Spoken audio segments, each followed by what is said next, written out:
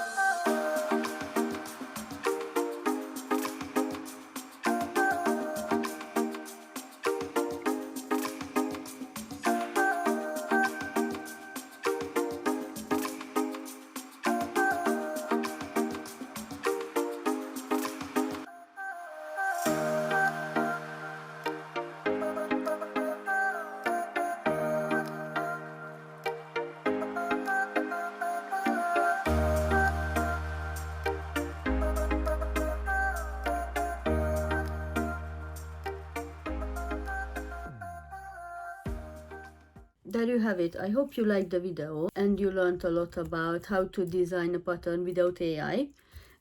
Also, the surprise I was talking about at the beginning, this pattern what we made for the video is gonna be free just for you. So if you go down to the description below, I'm going to link where you can download it for free.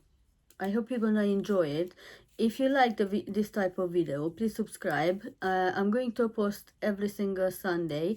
So if you are looking for some tips or tricks how to stitch, or are you interested in cross stitch holes, or do you want to learn about the designing side of things, just subscribe and hit the notification bell so you will know when I'm going to upload my newest video. And until next time, happy stitching.